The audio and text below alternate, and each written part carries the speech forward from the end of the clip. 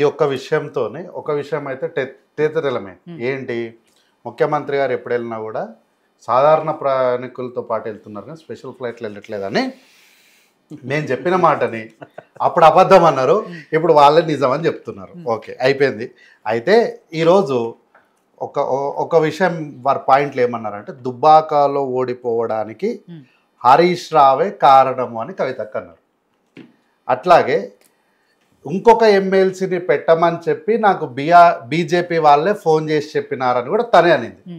So ఇక్కడ నిజం ఏంటి అంటే, దాగిన నిజం ఏంటి అంటే, then BRS, then TRS, now కవితక్క, బీజేపీ వీళ్ళంతా ఒకే దగ్గర బుడుపుటాన్ని నడుపుతున్నారు అనేది కూడా మేము గతంలో చెప్పిన మాటని వారు చెప్పకనే నిజాలుగా చెప్పేసిండ్రు.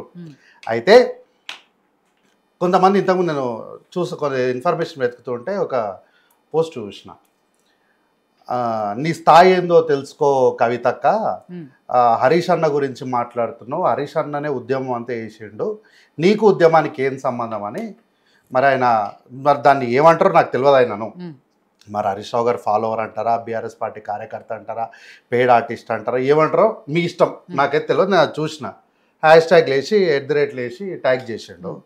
నేను ఆ మిత్రునికి మీ ద్వారా ప్రజలకు కూడా చెప్తున్నా, ఎస్ ఓకే మీరు అన్నమాట కరెక్ట్, హరీష్ రావు గారు ఉద్యమం అంతా చేసిరని మీరు అంటున్నారు కదా, నిండు చూలాలతోని కడుపులో బిడ్డను పెట్టుకొని నిండు చూలాలతోని ధర్నా చేసింది కూడా కవితక్కనే కదా. ఆ విషయాన్ని మీరు ఎందుకు మాట్లాడతలేరు? నేనే కవితక్కకు సపోర్ట్ చేస్తలేను, మీరు సింపుల్గా వేగ్గా మాట్లాడేస్తున్నారు. ఈ విషయాన్ని కూడా మీరు పరిగణలోనికి తీసుకోవాలి కదా. ఇవన్నీ తీసుకోకుండా నిండు చూలాలతో ఇంట్లోకి వెళ్ళి బయటికే రారు. మా ఇంట్లో మా వాళ్ళు కింద కూర్చున్న వాళ్ళు మీనికి లేవనికనే ఇద్దరు మనుషులు పట్టుకోమంటారు. అట్లాంటిది తను రోడ్డు మీద వచ్చి కూర్చుంది కదా, మరి ఆ రోజు మీకు తెలియలేదా? కాబట్టి ఉట్టిగా ఆరోపణలు చేయవద్దు. విషయం ఏంటంటే, మీరు అంటే ఐదర్ కవితక్క గారు కావచ్చు, హరీష్ రావు గారు కావచ్చు, ఇంకోరు కావచ్చు, కల్వకుంట్ల కుటుంబం వారు ఎవ్వరు కూడా ఉద్యమంలో లేరు. తెలంగాణ ఉద్యమంలో మీరు లేరు. మీరు ఉన్నదంతా కూడా తెలంగాణ ఉద్యమంలో ఉన్నటువంటి రాజకీయ పార్టీలో ఉన్నారు. మీరు రాజకీయ పార్టీ మాత్రం ఏం చేశారు కానీ ఉద్యమం మీకేం సంబంధం లేదు. ఉద్యమం అంటే ఎగ్జాంపుల్ చెప్తాం మేడం, ఎంఆర్పిఎస్ అధినేత మందకృష్ణ మాదిగ 30 ఏళ్ళు కనీసం వార్డు మెంబర్ కాదు, కానీ దేశం ఢిల్లీని కూడా తీసుకొచ్చి నేల మీద నిలబెట్టినటువంటి ఉద్యమం, దాన్ని ఉద్యమం అంటారు. మీదేం ఉద్యమం? ఎంపీలు, ఎమ్మెల్యేలు, మంత్రులు, సర్పంచులు, వార్డు మెంబర్లు, జెడ్పీటీసీలు, జిల్లా చైర్మన్లు, మళ్ళీ మేము వచ్చి ఉద్యమము అని అంటారు. ఎట్లా అవుతుంది మీది ఉద్యమము? మీరు ఉన్నది ఉద్యమంలా కాదు, మీరు ఉద్యమం పేరు మీద ఉన్న రాజకీయ పార్టీలో ఉన్నారు. అయితే మేడం, కేసుల వలయంలో మొత్తం చిక్కుకున్న మీరు కేసీఆర్ గారి డైరెక్షన్లో ఇది ఒక ఫ్యామిలీ స్టోరీ. ఏంటి?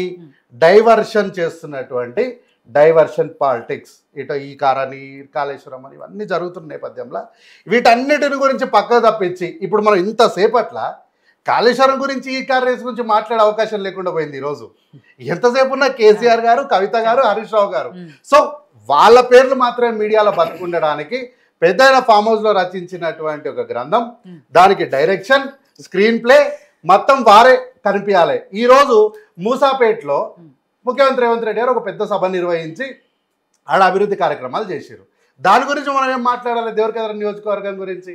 కానీ ఈడ మాత్రం వీళ్ళ గురించి మాట్లాడడానికి అంటే ఏంటంటే, ప్రభుత్వం చేస్తున్నటువంటి మంచి పనులు అన్నిటి కూడా డైవర్షన్ చేయాలి. కాబట్టి ఇన్ని అక్రమాలను, అవినీతిని కూడా దాచిపెట్టడము కవితక్క చేసినటువంటి ఒక తప్పు కూడా. కాబట్టి ప్రజలకు ఒక రిక్వెస్ట్, ఒక వినతి ఏంటి అంటే, కాంగ్రెస్ పార్టీ గత 10 సంవత్సరాలుగా చెప్పిన అన్నిటిని కూడా కాంగ్రెస్ వాళ్ళు అబద్ధం చెప్తారని చెప్పి అవహేళన చేసినప్పుడు ప్రజలందరూ కూడా నమ్మిర్రు. కనీసం మీకు దండం పెట్టి అడుగుతాను, ఇప్పటికైనా మేల్కోండి ప్రజలు. కాంగ్రెస్ పార్టీ ఎప్పుడు కూడా ప్రజాపక్షమే, ఎప్పటికైనా వీళ్ళంతా ఒకటే. లాస్ట్కి వచ్చేసరికి వీళ్ళంతా ఒకటే అవుతారు. కల్వకుండా ఉండేలాగా చేసే కల్వకుంట్ల కుటుంబం వారిని నమ్మకండి. 3 రంగుల జెండాకు అండగా నిలబడండి, రాష్ట్రానికి మంచి జరుగుతుంది. అందుకని ఇంతకుముందు చర్చ మొదట్లో గౌతమన్న చాలా ఎక్స్పీరియన్స్తో మాట్లాడినాడని నేను ఉట్టిగా అనలే. అందుకని ఏంటి, లాస్ట్కి వీళ్ళందరూ లాస్ట్ వాడు మాట్లాడుకోలేదు అనుకుంటారా, మాట్లాడింది అంటారు కదా, కేసీఆర్ గారు చెప్పలేదు అంటారా అంటే కవిత ఈ అంతే ఏంటంటే అంత చర్చలు జరిగినాయి. లాస్ట్కి అమాయకులుగా బలయ్యేది ఎవరంటే తెలంగాణ ప్రజలు. అంతే. కానీ వీళ్ళంతా కలవకుండా ఉండేలాగా చేసే కుటుంబం అని ముఖ్యమంత్రి గారు ఉట్టిగా అనలే. లేదు వాళ్ళందరూ కలిసే ఉన్నారు మేడం. ఇంటర్నల్ గా వాళ్ళంతా కలిసే ఉన్నారు. లాస్ట్ కు మళ్ళీ 2028 ఎన్నికలు వచ్చరికి లేదు మా డాడీ ఆ రోజు ఏదో జరిగిపోయింది ఆవేశంలో మాట్లాడేసిన అక్క అంటది, నా బిడ్డ నాకు కాకుండా పోతుందా, ఏదో చేసిందిలే అని చెప్పి మళ్ళా సార్ దగ్గర తీసుకుంటారు. కాబట్టి వీళ్ళంతా ఒకటే. రాజగోపాల్ రెడ్డిని పార్టీలో తీసుకున్నారా లేదా? పార్టీలో నేను అందుకే చర్చ మొదట్లో ఏం చెప్పినా, గౌరవనీయులైన అధ్యక్షులను లెటర్ రాయలే. ఆయన తప్పు తెలుసుకున్నాడు, వాళ్ళ అన్న ద్వారానో లేకపోతే ఇంకో XY% ద్వారా తప్పు తెలుసుకున్నాడు. మళ్ళీ కాంగ్రెస్ నేను అందుకే చర్చ మొదట్లో ఏమన్నా మేడం, తప్పు పడతలేరు కదా, అరే నేనేం తప్పలేనా, వాళ్ళంతా కలిసే ఉన్నారు. లాస్ట్ బలేదు మీరే. నేనేమంటున్నానంటే రాజకీయ పార్టీలలో ఒక బీఆర్ఎస్ అట్లా చేస్తుందా లేకపోతే అన్ని పార్టీలు అట్లా? నేను బీఆర్ఎస్ గురించి మాట్లాడతలేను అన్న, ఇప్పటికీ నేను బీఆర్ఎస్ గురించి మాట్లాడతలే. నేను అందుకే చర్చ మొదలు ఏమని పెట్టినా, మై డియర్ డాడీ అంటూ మొదలు పెట్టినా. నేను లేలే అన్న, నేను బీఆర్ఎస్ గురించి మాట్లాడతలే, నేను బీఆర్ఎస్ గురించే మాట్లాడలే అసలు. మీ ముఖ్యమంత్రి అరే భలే ఉన్నారు మీరు, అరే భలే ఉన్నారు మీరు. కాదు కాదు, మీరు అసలు బీఆర్ఎస్ పార్టీ గురించి మాట్లాడలేదు. లేదా తప్పు అన్న, మీరు తప్పు మాట్లాడుతారు. మీరు ప్రజలను తప్పుగా పట్టిస్తున్నారు, మీరు తప్పుగా పట్టిస్తున్నారు అంటున్నా, మీరు ప్రజల్ని తప్పుగా పట్టిస్తున్నారు. నేను బీఆర్ఎస్ పార్టీ గురించే మాట్లాడలే. నేను అందుకే చర్చ ఏమని మొదలుపెట్టినా, మై డియర్ డాడీ అంటూ మొదలుపెట్టినా. సో డాడీ కూతురు అల్లుడు కొడుకు అందరు కలిసి ఆడుతున్నటువంటి డ్రామా ఇది. దీని మొత్తానికి కూడా పెద్ద డైరెక్షన్ చేస్తుంటే ప్రొడక్షన్ బీజేపీ పార్టీ చేస్తుంది అంతేగా. సరే ప్రొడక్షన్ ఎవరు చేస్తారు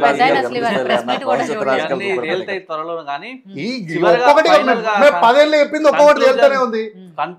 భవిష్యత్తులో కూడా ఇదే తెలుస్తుంది. ఇంకా కన్క్లూజన్ లేదంటే ఈ రోజు మేము ఒక్కటే ఈ సందర్భంగా డిమాండ్ చేస్తున్నాం, కవిత గారు ఒక మహిళగా తప్పకుండా తెలంగాణ రాష్ట్ర రాజకీయాల్లో ఆమె సొంతంగా ఏదైనా నిర్ణయం తీసుకోవచ్చు, దాన్ని అందరం కూడా స్వాగతిస్తాం. మహిళలు అభ్యున్నతి చెందాలి, అభివృద్ధి చెందాలి, పోరాటాలలో ఉండాలి. వాస్తవం ఈరోజు ఆమె చేసినటువంటి సీరియస్ కామెంట్స్ మీద ఈరోజు ప్రభుత్వం దృష్టి పెట్టాలి.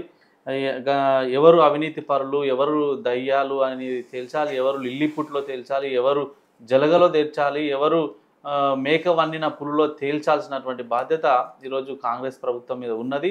ఆమె అనేక రకాలైనటువంటి ఆరోపణలు చేసింది.